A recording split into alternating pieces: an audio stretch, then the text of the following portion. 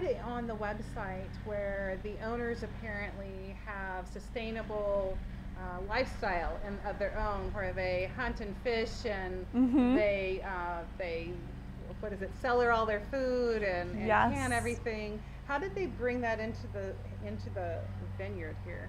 Yeah, well, John and Josephine Engel, they actually live on the west side of Canandaigua Lake. So right now we're looking at the west side of Cuca Lake, and Canandaigua, I guess it's known that the American Indians referred to it as the chosen spot, and John and Josephine Engel met in Colorado, although John was originally from Western New York. And it was in the late 60s, and they were interested in agriculture. They were interested in farming. They were, as John said, he was kind of bitten by the bug at that point, and there were a lot of magazines and small pamphlets going around about organic farming, and they found themselves traveling all over the country, ended up back in sort of his home turf, and what he said, it became clear that this was kind of his chosen spot on the west side of Canandaigua Lake, and that's what we refer to as Engel Vineyard. And they first planted Riesling and Chardonnay there in 1972. So at that point, there are not a lot of vinifera vineyards on Canandaigua Lake, but in 1972 there was actually not a lot of Riesling in the Finger Lakes yet. Mm-hmm. But they are just very active. He's an active outdoorsman.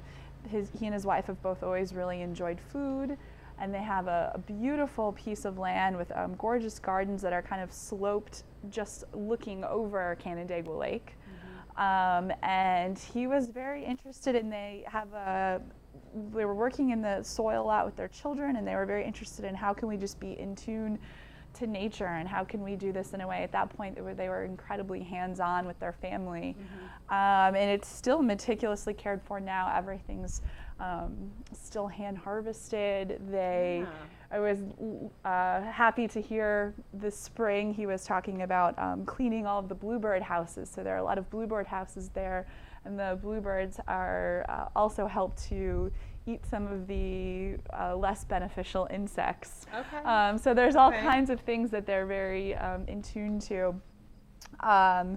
And if you go over there, in the spring, they're also usually always tapping the maple syrup trees. And so that really speaks to their fondness for the Finger Lakes. And talking about terroir, I would say, also speaks a lot to what are those things that we're using in our everyday cooking, and what are the flavors of the food and the dressings that we're making, and all aspects of it kind of pulling into what is unique to Finger Lakes terroir.